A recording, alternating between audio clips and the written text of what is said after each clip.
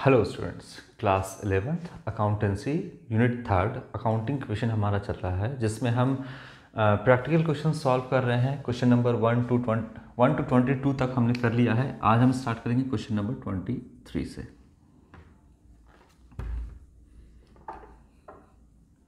चलिए देखिए, question number 23 क्या कहता है।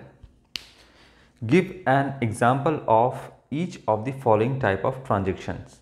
तो जो भी आपका यहाँ पर एग्जाम्पल देना है ट्रांजेक्शन का, जैसे यहाँ पर आपका कहता है increase in one asset and decrease in another asset.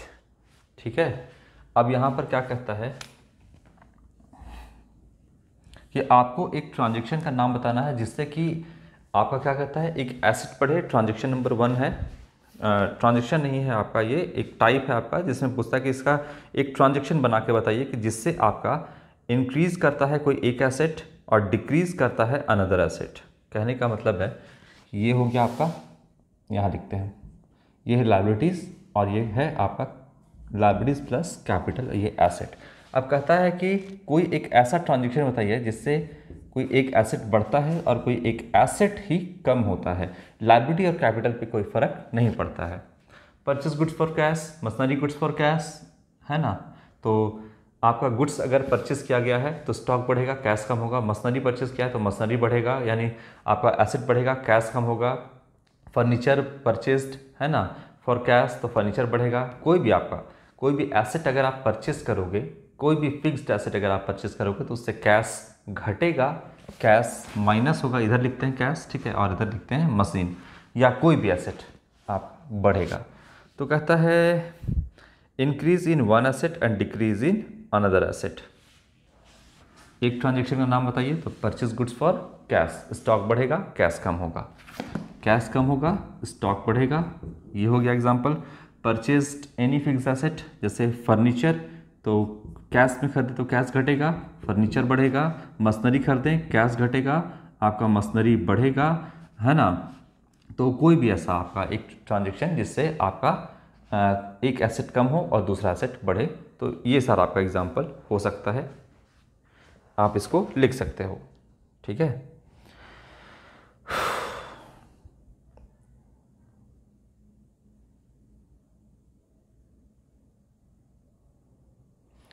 आगे क्या है आपका दूसरा नंबर क्या कहता है। ये तो पहला नंबर हो गया, फर्स्ट नंबर हो गया purchase goods for cash, purchase furniture for cash, है ना, लिख सकते हो।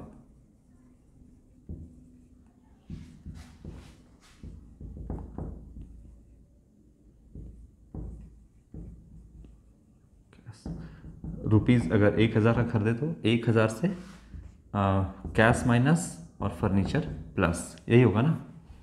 ठीक है, दूसरा क्या है,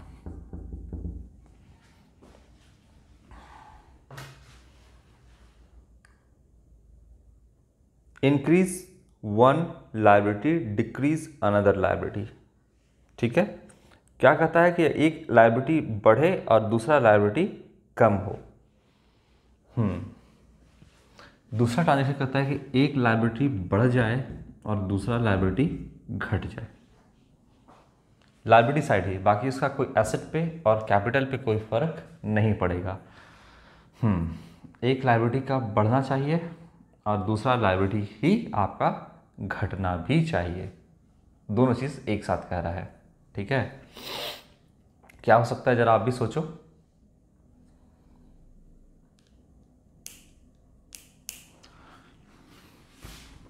एक एग्जाम्पल में आया था या क्वेश्चन में आया था, कोई याद नहीं आ रहा है, मे बी एग्जाम्पल में आपको हम बताए होंगे कि क्रेडिटर था आपका 60,000 रुपीज़ का।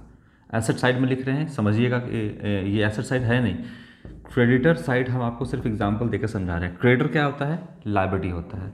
ठीक है, चलो यहीं पे लिख देते हैं, आपका इधर नहीं लिखते हैं, इसको हटाइए।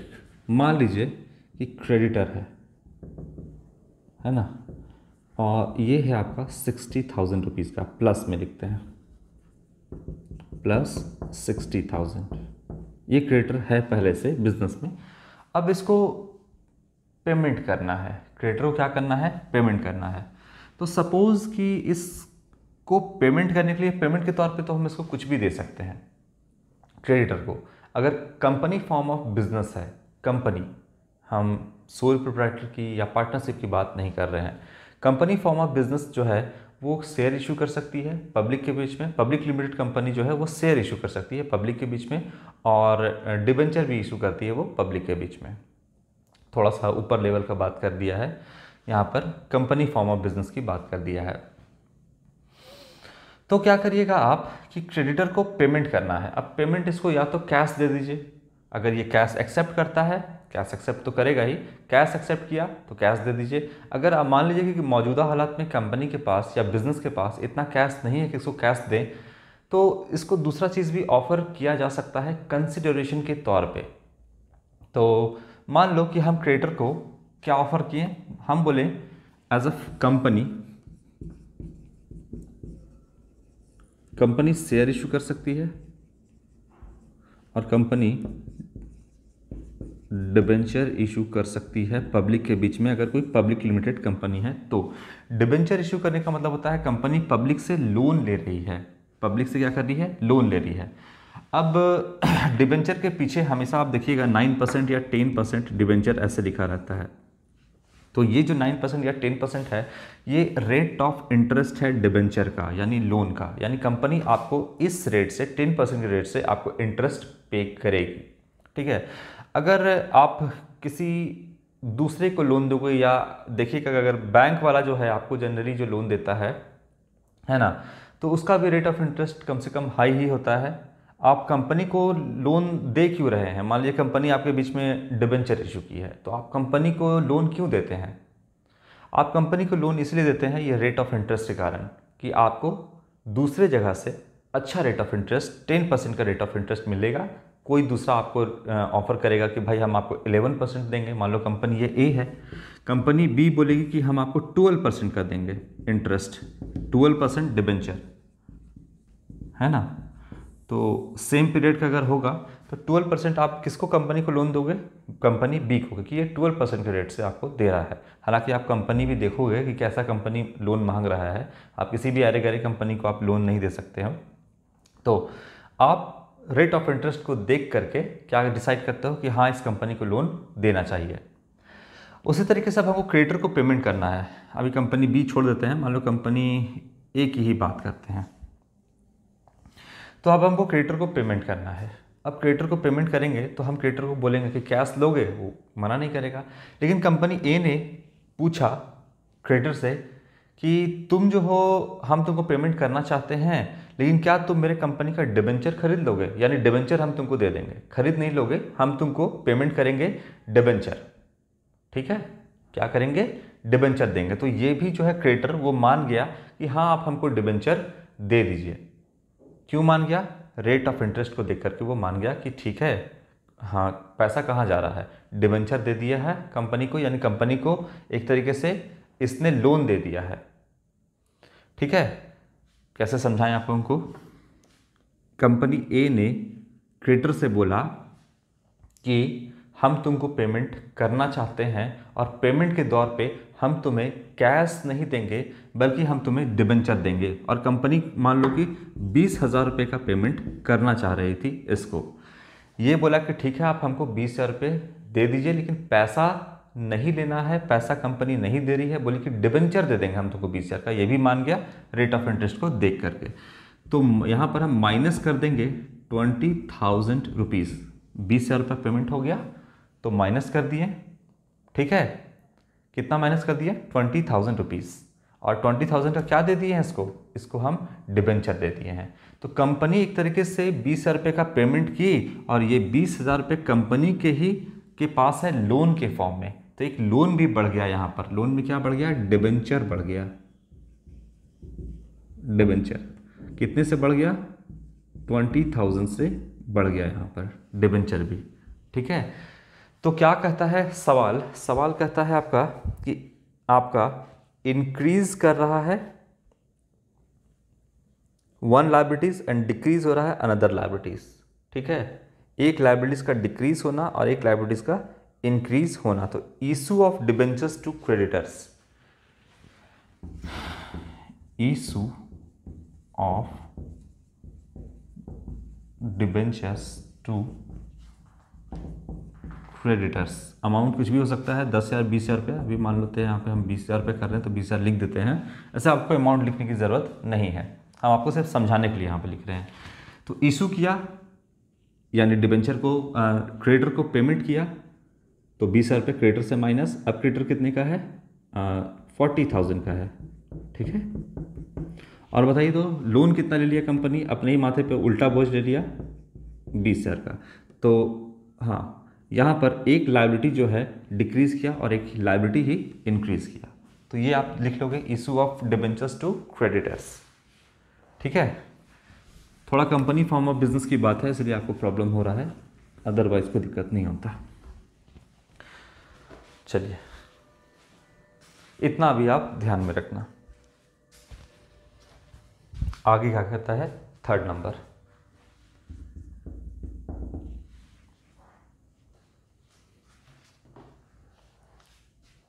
Increase in assets, increase in liabilities. ठीक है, आपसे कहता है कि एसेट भी इंक्रीज करना चाहिए और लायबिलिटीज भी इंक्रीज करना चाहिए। एसेट इंक्रीज करना चाहिए और लायबिलिटीज भी इंक्रीज होना चाहिए, लेकिन कैपिटल इंक्रीज नहीं होना चाहिए, यानी कैपिटल पे कोई फर्क ना पड़े। क्या होगा बताइए तो? Purchase goods for cash? ना, कैश नहीं। Purchase goods on credit. अगर आप उधार में सामान खरीदते हैं, बिजनेस उधार में सामान खरीदती है, मान लो इससे खरीदी, तो बिजनेस के पास स्टॉक बढ़ गया, स्टॉक प्लस हो जाएगा, है ना। तो प्लस स्टॉक हो गया, एसेट बढ़ गया। और उधार में खरीदी तो ये क्रेडिटर है, लेनदार है, इसको पैसा पेमेंट करना पड़ेगा, तो आउटसाइड लायबिलिटीज भी बढ़ जाएगा। तो purchase goods on credit, stock बढ़ गया, एक एसेट बढ़ गया और आपका आउटसाइड लायबिलिटीज भी यहाँ पे बढ़ गया। तो यहाँ पे हम लिखेंगे परचेज्ड गुड्स ऑन क्रेडिट, है ना, परचेज गुड्स ऑन क्रेडिट। उधार में अगर कोई सामान हम परचेज किए हैं तो इससे आपका क्या बढ़ेगा? एसेट भी बढ़ेगा और आउटसाइड लायबिलिटी भी बढ़ेगा। क्लियर है बात? ठीक है, थर्ड नंबर आपका हो गया। इंक्रीज एसेट, इंक्रीज लायबिलिटी, ये हो सकता है आपका। ओके,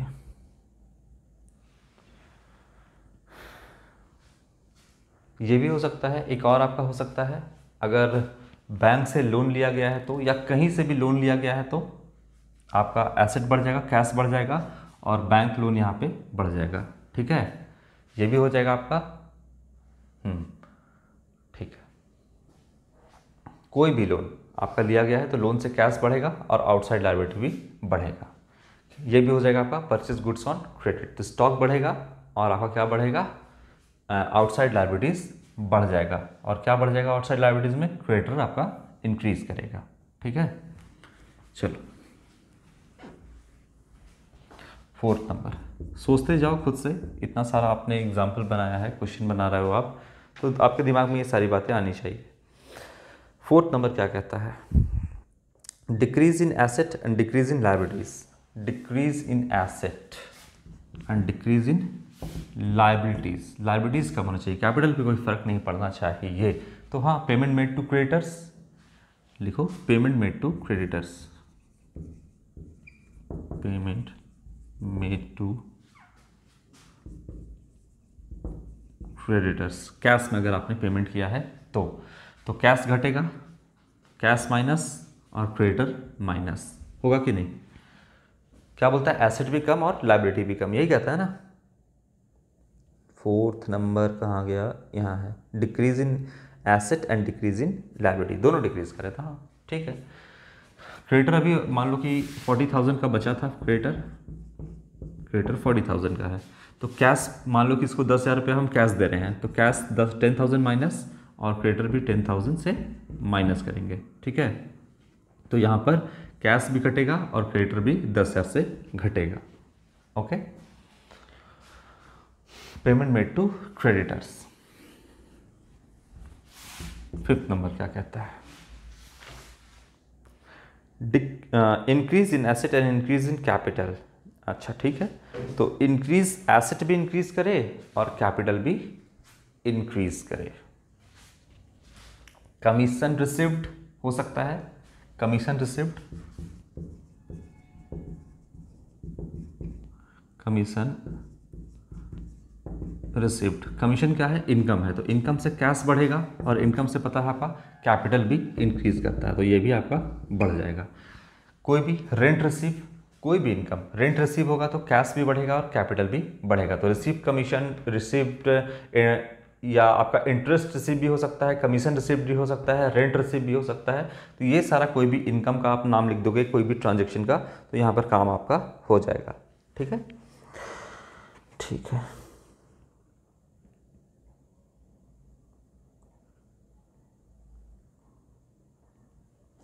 ये हो गया। और एक तो आपका ये भी हो जाएगा कि अगर ऑनर ने पैसा लगाया है बिजनेस में तो कैश प्लस और कैपिटल भी प्लस, ये भी हो जाएगा आपका। जैसे आप लिखना चाहो, कोई भी ट्रांजेक्शन आप लिख सकते हो, उसमें कोई फर्क नहीं पड़ता है। 6 नंबर क्या कहता है?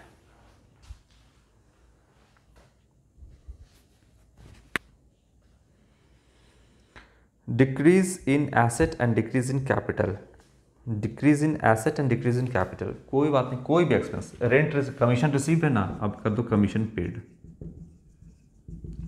Commission paid.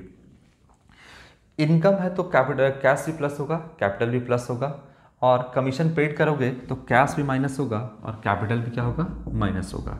ठीक है, तो rent paid, commission paid, interest paid, कुछ भी होगा उससे आपका कैश और कैपिटल दोनों माइनस होगा। तो यही कह रहा है आपका 6 नंबर, डिक्रीज इन एसेट, तो एसेट साइड में डिक्रीज होगा कैश, और डिक्रीज इन कैपिटल, तो कैपिटल भी आपका माइनस होगा।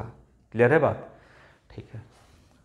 6 नंबर के बाद आते हैं 7 नंबर और फिर 8 नंबर ना, 2 और आपका इसमें बाकी है। चलो क्या कहता है? कहता है decrease in liability and increase in capital, जो इससे लायबिलिटी घटे और कैपिटल इंक्रीज हो। यहाँ पर लायबिलिटी घटे और क्या कहता है, कैपिटल जो है वो इंक्रीज हो, ये होना चाहिए। एक लायबिलिटी घटे और दूसरा आपका कैपिटल जो है वो इंक्रीज हो। क्या हो सकता है, जरा आप इसके बारे में सोचो।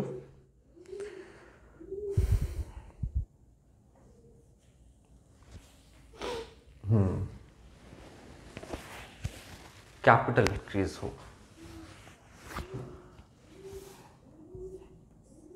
ये बिजनेस है और मान लो किसी पार्टी से बिजनेस ने उधार लोन लिया था, ठीक है। इससे मान लो इसका नाम ए है, इससे जो है बिजनेस ने लोन लिया था सपोज 10,000 रुपीज़ का, तो कैश आया था बिजनेस में, है ना। अब क्या हुआ कि लोन को कन्वर्ट कर दिया गया कैपिटल में, ठीक है। अब मान लो कि ये जो बंदा है इसने लोन दिया था बिजनेस को, अब कल को बिजनेस कहता है, सारे अगर पार्टनरशिप फर्म का बिजनेस है तो बोलता है कि तुम जो है बिजनेस में अब तुम जो है बिजनेस में आके एज अ पार्टनर ज्वाइन कर लो, एज अ ऑनर बन जाओ। तो मान लो कि इसका 10,000 रुपये का लोन है जो बिजनेस को वापस करना था, लेकिन अब ये बिजनेस में आ चुका है, तो ये ए जो है वो बिजनेस का ऑनर बन चुका है। तो ए ने 10,000 का लोन दिया था, लेकिन जब अब ये बिजनेस के अंदर आ जाएगा तो फिर 10,000 रुपये का लोन नहीं रहेगा इसका ये क्या हो जाएगा, कैपिटल हो जाएगा। बिजनेस ने इसको बोला कि जो 10,000 का हम तुमको पैसा चुकाएंगे, 10,000 जो तुमको वापस करेंगे, एक काम करो इस 10,000 के बदले तुम बिजनेस में आ जाओ, कैपिटल तो तुमको लेके आना है, तो यही लोन जो है ये लोन तुम्हारा कैपिटल में कन्वर्ट हो जाएगा, ठीक है। तो ये बिजनेस में एज ए ऑनर बन के आ गया, मान लो ये जो है बिजनेस में ऑनर बन के आ गया। अब बिजनेस के अंदर आ गया तो ये जो है लोन जो था वो कन्वर्ट हो गया कैपिटल में, क्योंकि इनके बीच में ऐसा बात हुआ था कि जो लोन जो है तुम बिजनेस में आओगे तो ये लोन कैपिटल में कन्वर्ट हो जाएगा, ठीक है। तो यहाँ पर क्या हुआ कि लायबिलिटीज डिक्रीज हुआ। मान लो कि 10,000 रुपया बिजनेस को अभी ए या मान लो यहाँ पर चुकाना था, तो 10,000 रुपये चुकाना था, अब ये ऑनर बन गया है तो लायबिलिटी डिक्रीज हुआ ना, आउटसाइड लायबिलिटीज तो अब देना नहीं है बिजनेस को क्योंकि ये बिजनेस का ऑनर बन गया है, और चूंकि ये बिजनेस के अंदर आ गया है तो ये इसका कैपिटल बन गया, इसलिए कैपिटल इंक्रीज करेगा। फिर से एक बार समझते हैं इस बात को।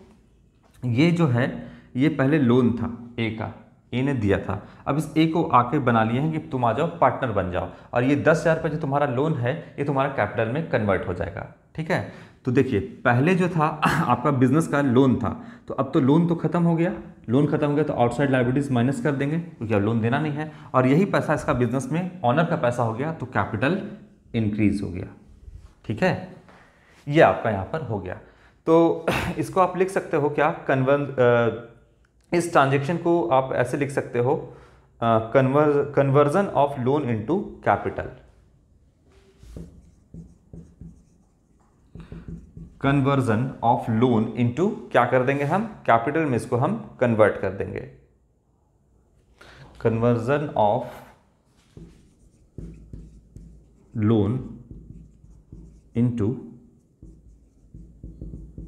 कैपिटल।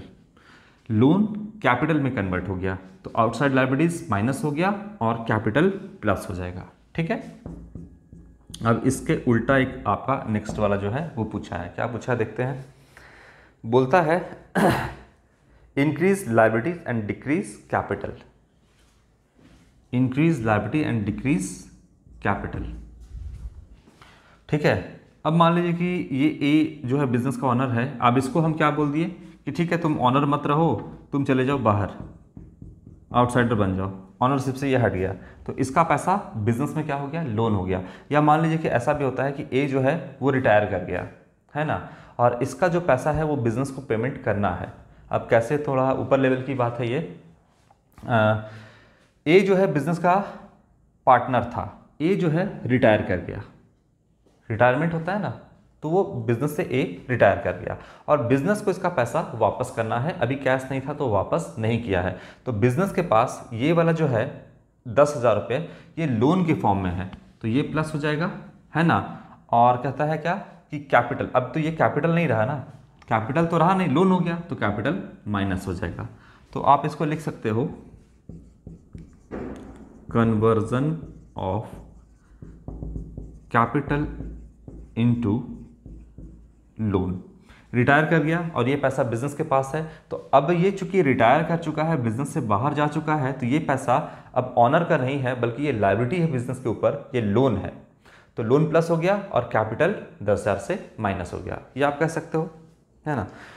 तो तमाम बातें इस तरीके से आप इसको अपने मन से सोच करके कोई भी ट्रांजेक्शन लिख सकते हो अगर इस टाइप का क्वेश्चन आपका आता है तो एक बार आप इसको रिवाइज कर लोगे और खुद से एक बार देखना कि क्या इंक्रीज क्या डिक्रीज कर रहा है। इसको आप खुद से ट्रांजैक्शन को सोचने की कोशिश करना। आप ऐसा नहीं है कि ट्रांजैक्शन को लिखना तो लिखना ही कॉपी में, एक बार जो जितना भी आपका गिवन है क्या इंक्रीज कर रहा है क्या डिक्रीज कर रहा है दिमाग में सोचो और उससे अलग अलग ट्रांजैक्शन बनाने की कोशिश करो। ठीक है, तो क्वेश्चन नंबर 23 जो है हम लोगों ने यहाँ पर ख़त्म कर लिया है। आगे हम स्टार्ट करेंगे क्वेश्चन नंबर 24 और हम 29 तक बना करके अकाउंटिंग क्वेश्चन को फिनिश करेंगे और फिर हम डेबिट क्रेडिट का रूल पढ़ेंगे और जनरल एंट्री बनाना स्टार्ट करेंगे। आज के लिए इतना ही बच्चों।